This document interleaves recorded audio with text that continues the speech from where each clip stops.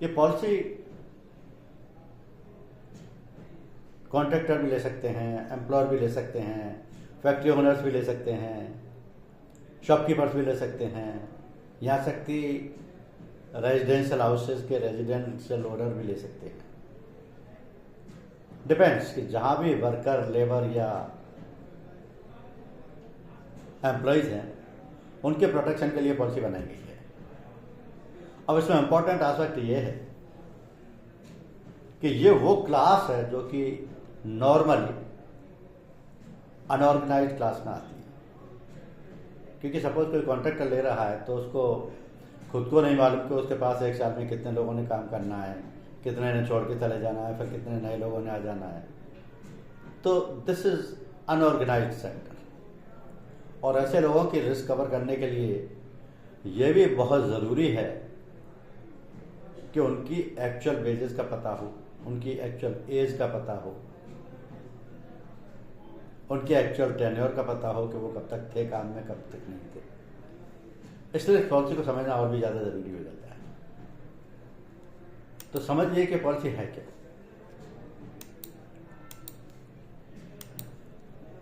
देखिए, इसको social security भी पॉलिसी भी कहा जाता है, क्योंकि भाई वन पे ये जो वर्कमैन कंपनसेशन एक्ट है ये 100 साल से भी ज़्यादा पुराना है। इसमें कुछ अमेंडमेंट्स किए गए over the period of time, जिनमें से इम्पोर्टेंट अमेंडमेंट 2 हैं कि वर्कमैन कंपनसेशन एक्ट 1923 का नाम बदल करके एम्प्लॉयज कंपनसेशन एक्ट 1923 कर दिया गया। ऑब्जेक्ट वही है कि सोशल सिक्योरिटी लेजिस्लेशन है। और दूसरे जो मिनिमम वेजेस थी, जो कि पहले हंड्रेड्स में हुआ करती थी, फिर उसको बढ़ा के 4000 किया गया, फिर 8000 किया गया, फिर अब 2020 में 15000 कर दिया गया है। तो ये मेजर चेंजेस किए गए हैं इस एक्ट में। लेकिन एक्ट अभी भी सोशल सिक्योरिटी लेजिस्लेशन के नाम से जाना जाता है, क्योंकि अल्टीमेटली इस एक्ट का ऑब्जेक्ट फाइनेंशियल प्रोटेक्शन प्रोवाइड करना है, जो कि वर्कमैन्स को या लेबर को या एम्प्लॉयज़ को या उनकी वर्किंग आवर्स के केस में डेथ हो जाती है तो उसके डिपेंडेंट्स को पे किया जाता है। अब किसी पर्सन की डेथ हो गई है, किसी के हाथ पैर टूट गए हैं, किसी की आंखों की रोशनी चली गई है, टोटली बॉडी पैरालाइज हो गई है, तो उन चीज़ों को वापस तो नहीं लाया जा सकता, क्योंकि टेम्परेरी नहीं है, परमानेंट है। परमानेंट टोटल डिसेबिलिटी के केस हैं, तो ऐसे केसेस में फाइनेंशियल कंपनसेशन दे करके उस फैमिली को रिलीफ पहुंचाया जा सकता है। अब ये आज की डेट में wage level 15,000 per month increase हो गया है। ये जो एक्ट है एम्प्लॉयज कंपनसेशन एक्ट 1923, इसका सेक्शन 17 ये राइट देता है वर्कर को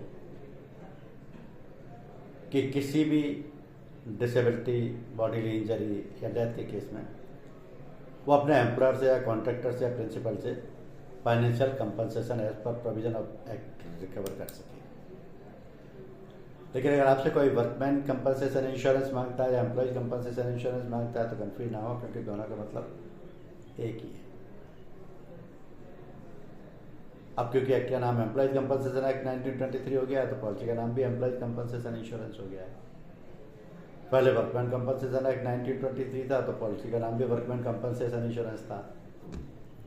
लेकिन आज भी मीनिंग दोनों का एक ही, क्योंकि एक्ट का ऑब्जेक्ट सिर्फ इतना है कि वर्कमैन को, लेबर को या एम्प्लॉय के अगर कोई एक्सीडेंटल इंजरी, डेथ या डिसेबिलिटी हो जाती है during the course of employment, यानी कि काम के घंटों के दौरान, तो उसको फाइनेंशियल कंपनसेशन देना जरूरी है। अब ये बहुत सारे कारण हैं जिनकी वजह से ऐसा हो सकता है। एम्प्लॉयर की गलती भी हो सकती है, एम्प्लॉय की खुद की गलती भी हो सकती है, उसके कलीग्स या साथ में काम करने वालों की गलती भी हो सकती है। हो सकता है कोई फैक्ट्रीज एक्ट का वायलेशन किया गया हो, मीन्स ड्रेनेज प्रॉपर नहीं हो, केमिकल्स वगैरह का यूज हो रहा हो, या कोई हजार्डस सब्सटेंस वहाँ हो, या कोई safe place of work provide नहीं किया गया हो, तो ऐसी सिचुएशन आ जाती है कि वर्कर्स को या लेबर्स को डिसेबिलिटी का या डेथ का सामना करना पड़ जाता है। अब ये जो एक्सीडेंट वर्ड है, ये इसके मायने होते हैं कि कोई भी अनएक्सपेक्टेड इवेंट या कोई भी अनडिजाइंड इवेंट या कोई अनप्लान्ड इवेंट जिसको कि पहले से अंदाजा भी ना लगाया जा सके कि क्या होगा, कितनी चोट लगेगी, कितना नुकसान होगा, क्या प्रॉपर्टी डैमेज हो सकता है, कितना फाइनेंशियल लॉस हो सकता है, nobody nose. Accident means absolutely uncertain. In the course of employment का मतलब है कि काम के घंटों के दौरान, ड्यूटी के दौरान, क्योंकि छुट्टी के दिन या घर में जाकर के कोई एक्सीडेंट हो जाता है तो उसके लिए एम्प्लॉयर को रेस्पॉन्सिबल नहीं ठहराया जा सकता, कॉन्ट्रैक्टर को रेस्पॉन्सिबल ठहराया नहीं जा सकता। कोई वर्कर है, कॉन्ट्रैक्टर के यहाँ काम कर रहा है, बिल्डिंग बन रही है, उसको बना रहा है, शाम को 6 बजे छुट्टी हो गई, चला गया घर, और घर में जाके उसको कोई एक्सीडेंट हो गया तो उसकी जिम्मेदारी कॉन्ट्रैक्टर की नहीं है। तो पॉलिसी जो प्रोवाइड करती है उसमें 5 तरीके के बेनिफिट हैं: death, permanent total disability, permanent partial disability, temporary disablement, ये टोटल भी हो सकता है, पार्शियल भी हो सकता है, और ऑक्यूपेशनल डिजीज। ये 5 इस पॉलिसी में कवर हैं, लेकिन इनमें आप देखेंगे कि मेडिकल एक्सपेंसेस भी कवर नहीं है। तो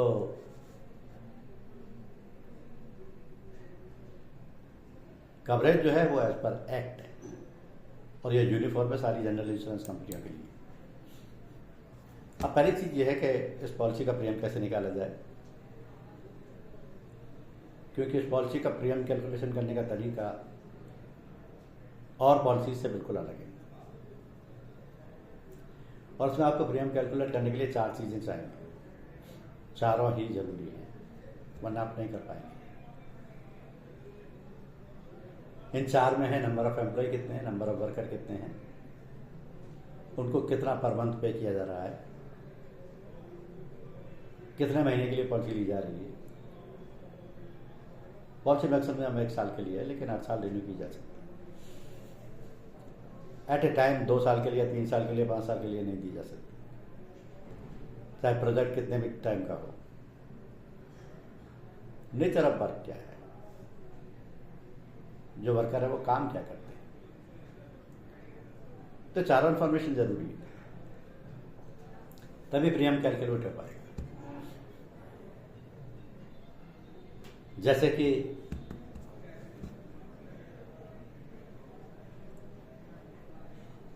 किसी फार्म हाउस में कोई लेबर काम कर रही है,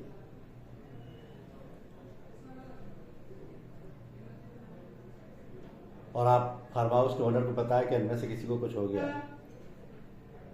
तो प्रीमियम पे करने की जिम्मेदारी, वो कंपनसेशन पे करने की जिम्मेदारी उसकी हो जाएगी। इसलिए वो जो कंपनसेशन पेबल है, वो कंपनसेशन एज पर एक्ट होगा, तो वो लाख रुपीज भी हो सकता है, मिलियंस ऑफ रुपीज भी हो सकता है। इसकी जिम्मेदारी फिर ओनर की हो जाती है, तो उसके लिए जरूरी हो जाता है कि वो इंश्योरेंस पॉलिसी ले ले। अगर वो ऐसा नहीं करता तो उसको सारा कंपनसेशन अपने पॉकेट से पे करना पड़ेगा।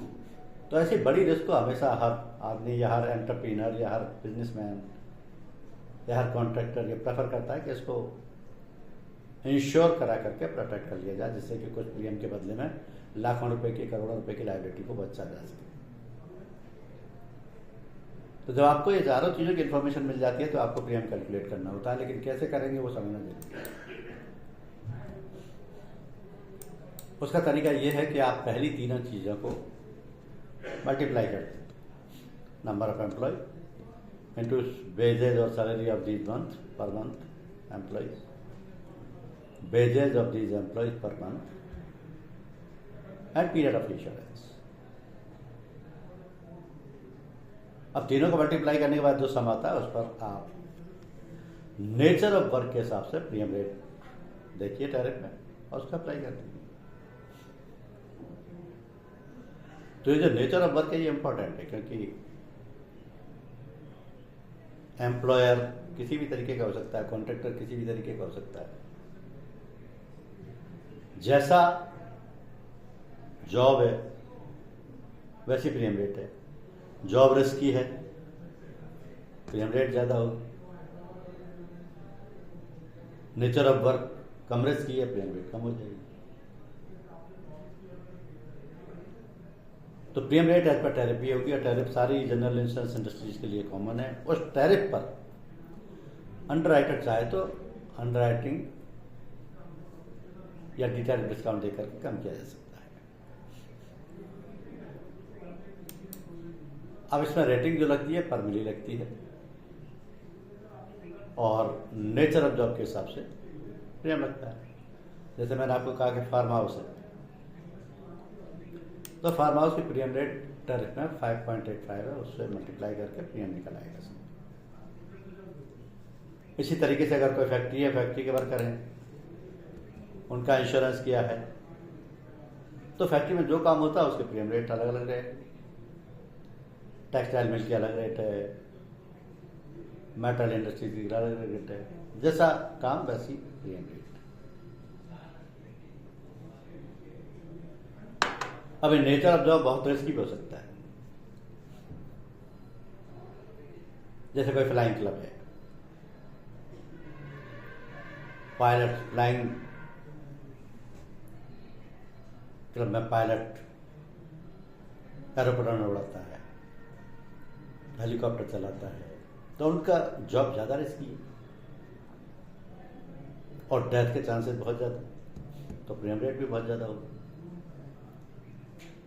तो ये टैरिफ रेट जो हैं वो वही अप्लाई होंगे, उन पर डिस्काउंटिंग किया जा सकता है, लेकिन प्रीमियम रेट का बेसिक टैरिफ से लिया जाएगा। तो प्रीमियम कैलकुलेशन में बड़ी सिंपल सी चीज आपने समझी कि 4 चीजों का होना जरूरी है। Number of employ, wages of employ per month,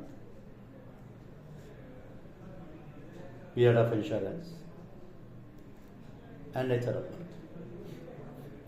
4 basis पर प्रीमियम रेट निकल आएगी। लेकिन उसके बाद कुछ एक्सटेंशन भी है, तो ये एक्सटेंशन भी ऑप्शनल है, कस्टमर चाहे तो ले, नहीं तो ना ले। जैसे सबसे पहले मेडिकल एक्सपेंसेस, मेडिकल एक्सपेंसेस में इतनी चॉइस है कि पॉलिसी लेने वाले को ये सोचना पड़ता है कि वो पर वर्कर कितना मेडिकल एक्सपेंस का कवरेज ले, क्योंकि प्रीमियम रेट उसी पे अप्लाई होती है। ये 5,000 से लेकर के 5 लाख तक या एक्चुअल मेडिकल एक्सपेंसेस के रिएम्बर्समेंट तक, मिनिमम 5,000 पॉलिसी के साथ में लेना है। प्रपोजल पे डिसाइड करना है कि कितनी लिमिट लेना चाहते हैं। 5,000 भी ले लो, 2 लाख ले लो, 3 लाख ले लो, 5 लाख ले लो, एक्चुअल ले लो। प्रीमियम रेट डिफाइंड, सर 5,000 लेते हैं 30% subject to minimum of 80 rupees per person. 5 lakh लेते हैं तो 125% सब्जेक्ट टू मिनिमम ऑफ 650 पर पर्सन। एक्चुअल एक्सपेंसेस लेते हैं 700 रुपीज पर पर्सन। लेकिन इसको लेना एडवाइजेबल है, क्योंकि आपको सजेस्ट करना चाहिए कि मेडिकल एक्सपेंसेस कवर नहीं है। अगर किसी वर्कर को कुछ हो जाता है, टेम्परेरी डिसेबलमेंट होता है, टेम्परेरी डिसेबलमेंट में रिकवरी हो जाती है ट्रीटमेंट से। ट्रीटमेंट हो सकता है 2 महीने चले, 4 महीने चले, 8 महीने चले, साल भर चले, तो वो मेडिकल एक्सपेंसेस में कवर्ड हो जाएगा। जितनी लिमिट होगी उतना कंपनी मेडिकल एक्सपेंसेस पे कर देगी इंश्योरेंस। इसलिए ये एड ऑन कवर हमेशा एडवाइजेबल है और ये देना भी चाहिए। दूसरा, ऑक्यूपेशनल डिजीज। अब वर्कर के नेचर ऑफ जॉब के हिसाब से उसको ऑक्यूपेशनल डिजीज हो सकती है। ये ऑक्यूपेशनल डिजीज कैसी होती है? जैसे कि आँखों के काम करते करते आँखों की आईसाइट चली गई, या मशीनों के शोर में काम करते करते बहरापन हो गया, या स्किन का इन्फेक्शन हो गया, या डस्ट पार्टिकुलर्स ब्रीथ में जाते हैं तो लंग इन्फेक्शन हो गया। ये उस पर्टिकुलर जॉब की वजह से होते हैं जिस काम को वो कर रहा है बंदा, और सालों से करता आ रहा है, तो उसकी पावर कम होती जाती है बॉडी पार्ट्स की। अगर उस काम को वो नहीं कर रहा होता तो शायद ये बीमारी ना होती। तो ऑक्यूपेशनल डिजीज को भी पॉलिसी में कवर किया जाता है as add on. 50% of the book rate इसके लिए एप्लीकेबल है। और एक और एड ऑन है, ये भी एक्सटेंशन अवेलेबल है कि अगर कॉन्ट्रैक्टर के पास सब कॉन्ट्रैक्टर भी और उसके भी वर्कर काम कर रहे हों किसी दूसरे प्रोजेक्ट पे, जो कि वो भी उसी का हो, तो वो चाहेगा कि इन सबकी रिस्क एक ही पॉलिसी में कवर हो जाए, और ये पॉसिबल है, इसके लिए किया जा सकता है, बशर्ते कि जो दूसरी साइड पे काम चल रहा है वहाँ कितने लोग हैं, उनको क्या वेजेस पे की जा रही है, इसका सही रिकॉर्ड हो। क्योंकि प्रीमियम कैलकुलेशन में वर्कर का भी नंबर चाहिए और उसके वेजेस का भी रिकॉर्ड चाहिए। अगर ये दोनों चीज़ें अवेलेबल हैं तो किया जा सकता है, कोई इश्यू नहीं। तो प्रीमियम कैलकुलेशन करने का तरीका बड़ा सिंपल हुआ। सबसे पहले आपने देखा कि 4 चीज़ें आपको चाहिए, इन तीनों को मल्टीप्लाई कीजिए, उस पर टैरिफ रेट लगा दीजिए, सिंपल, पहले बेसिक प्रीमियम आ गया। अगर वो मेडिकल एड ऑन लेता उसको जोड़ दीजिए, ऑक्यूपेशनल डिजीज लेता उसको जोड़ दीजिए, और उसके बाद सब कॉन्ट्रैक्टर उसके वर्कर को लेता है तो उसको भी जोड़। तो फर्स्ट पार्ट का आंसर आपको मिल गया कि प्रीमियम कैसे कैलकुलेट होगा। अब सेकेंड पार्ट पे आते हैं कि अमाउंट ऑफ कंपनसेशन कैसे डिसाइड होगा अगर किसी वर्कर को पॉलिसी पीरियड में कुछ हो जाता है तो।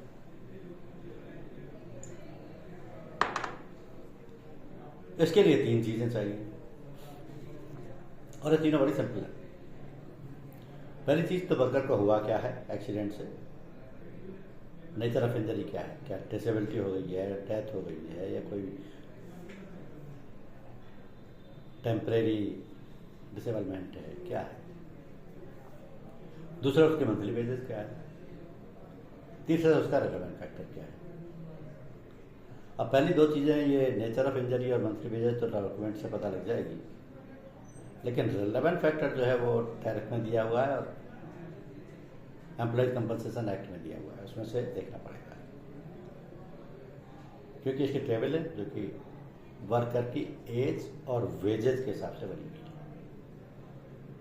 एक्ट की खास बात यह है कि चाहे 18 साल से कम का वर्कर हो या 60 साल से ज़्यादा का वर्कर हो, अगर उसको वर्किंग के दौरान एक्सीडेंट से कुछ हुआ है तो उसको कंपनसेशन पे होगा। एक्ट इस बात में डिफरेंशिएट नहीं करता, क्योंकि एक्ट पहले का बना हुआ बहुत, तब इतनी सख्ती नहीं थी। आज की डेट में काफ़ी सख्ती है कि आप 18 साल से कम के बंदे को हायर नहीं कर सकते, उसको जॉब पर नहीं लगा सकते। तो अगर कोई ऐसा एक्शन होता है तो वो उस पॉलिसी कवरेज से बाहर है, क्योंकि अगर उसकी डेथ हो गई या डिसेबिलिटी हो गई तो उसको या उसकी फैमिली को तो कंपनसेशन देना जरूरी है। इसलिए रेलेवेंट फैक्टर बनाए गए हैं और रेलेवेंट फैक्टर की टेबल ऑलरेडी दी हुई है। फॉर एग्जाम्पल ये देखिए, रेलेवेंट फैक्टर है डेथ के केस में अगर किसी वर्कर की 15,000 रुपये की तनख्वाह हो तो उसको कंपनसेशन कैसे मिलेगा। अब इसको आपको देखने से पता चलता है, मान लीजिए कोई 25 साल का कोई वर्कर है, उसकी डेथ है तो उसका रेलेवेंट फैक्टर 216.91। अगर उसकी वेजेज 15,000 रुपये पर मंथ है तो उसको कंपनसेशन मिलेगा 16,26,825।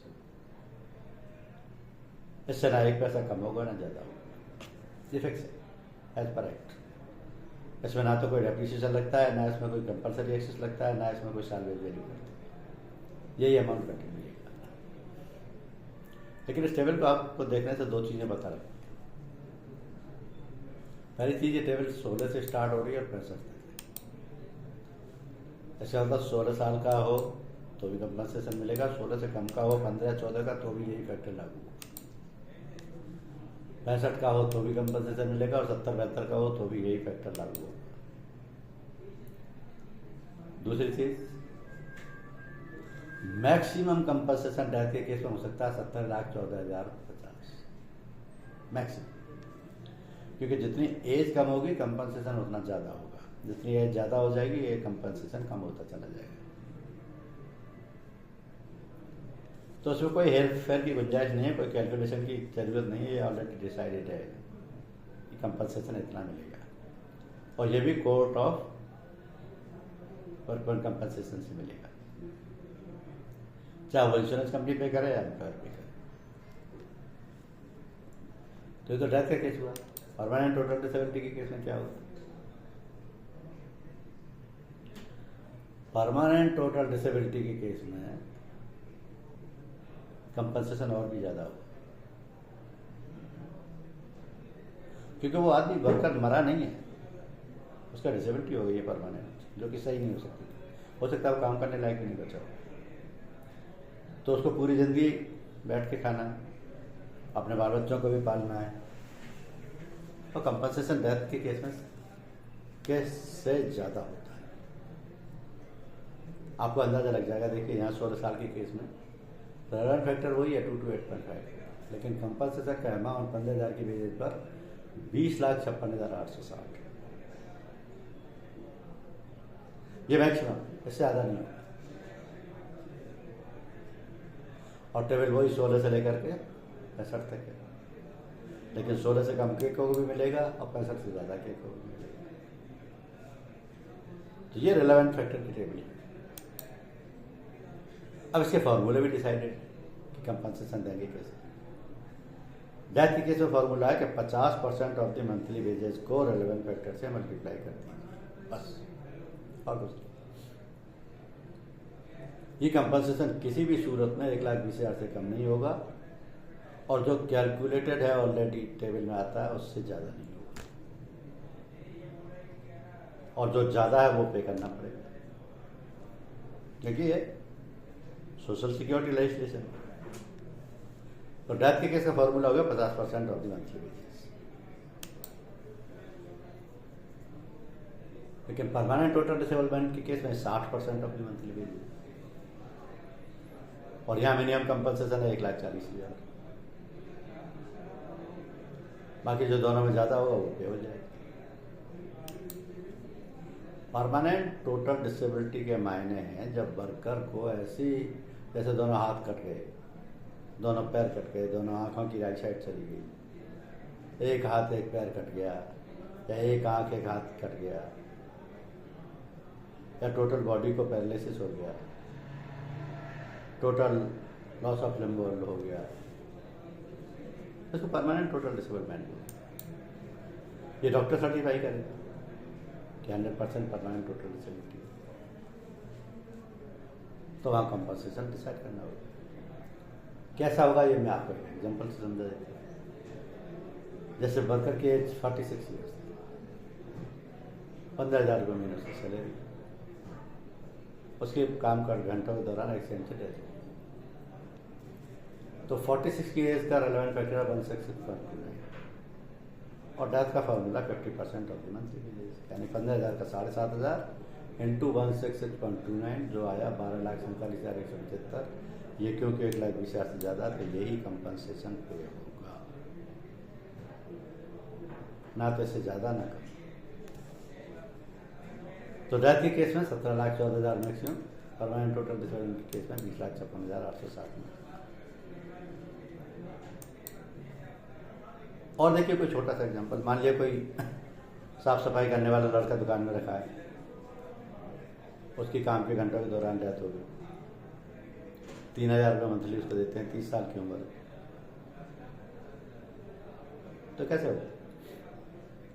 3,000 का 50% यानी 1,500, 30 साल की एज में रेलेवेंट फैक्टर 207.98, इसको मल्टीप्लाई कर दिया 3,11,870 आई, बस ये मिलेगा, क्योंकि 1,20,000 से ज़्यादा।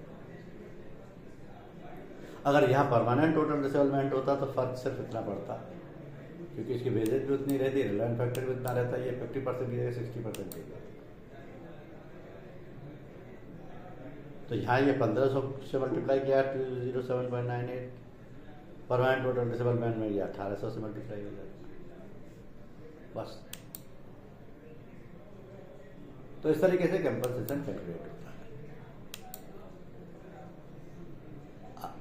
अब इसमें nature of injury, monthly wages और रेलेवेंट फैक्टर, और तीन ही फैक्टर हैं जिनकी वजह से कंपनसेशन डिसाइड होगा, लेकिन मैक्सिमम लिमिट फिक्स है।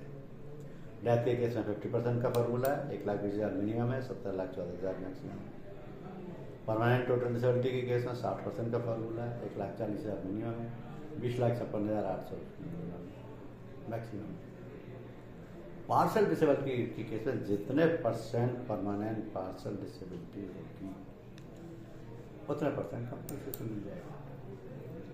अब ये परमानेंट टोटल डिसेबिलिटी है जिसमें कि 100% डिसेबिलिटी डॉक्टर ने सर्टिफाई की, तो 100% कंपनसेशन मिलेगा। लेकिन पार्शल डिसेबिलिटी वहाँ हो सकती है जैसे कि बैक इंजरी हो गई, या हियरिंग लॉस हो गया एक आँख का, एक कान का, तो डॉक्टर सर्टिफाई करेगा कितने percent parcel disability. Parcel disablement की केस में जितने परसेंट फैक्ट्री सर्टिफाइड किया गया, ये 90% भी हो सकती है, 9% भी हो सकती है, ये 5% भी हो सकती है, 2% भी हो सकती है। जितने का सर्टिफिकेट है उतने परसेंट कंपनसेशन देना है। फिर ये जो कंपनसेशन है उसको डायरेक्ट वर्कर या उसकी फैमिली को नहीं देना, commissioner of workman compensation court को देना, वहाँ जमा कराना, जिससे कि वो जब चेक दें तो रिसीट ऑफ डिस्चार्ज एम्प्लॉयर को दे सकें। अब अगर टेम्परेरी डिसेबलमेंट हुआ है जो कि ट्रीटमेंट से रिकवर हो सकता है, तो उस केस में जो कंपनसेशन का फार्मूला हुआ है equal to 25% of the monthly wages, क्योंकि रिकवर हो जाता है। अभी प्रीमियम कैलकुलेटर आपकी सभी ब्रांचेज में है, आप इसमें डिटेल डालेंगे प्रीमियम कैलकुलेटर पे आ जाएगा, लेकिन इसमें कुछ एक्सक्लूजन भी।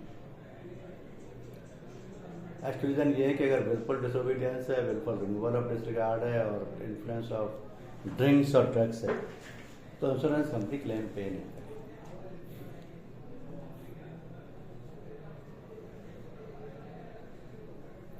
कोई 1 दर्जन की इंजरी हुई है छोटी मोटी, जो कि उसमें नहीं आ रही है, तो जितने पीरियड टाइम का कंपनसेशन बनता है 3 दिन को काट कर उसमें कंपनसेशन मिल जाएगा।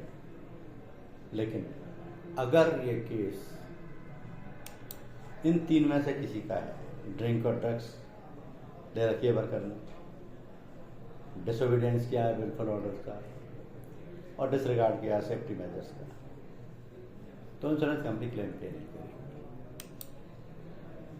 अगर वर्कर नेचुरल डेथ से मरा है तो पॉलिसी में कोई कवरेज है ही नहीं, क्योंकि जनरल इंश्योरेंस की किसी भी पॉलिसी में नेचुरल डेथ तो कवर होती है। अब इसमें पीए या एक सेकंड दीजिए मुझे,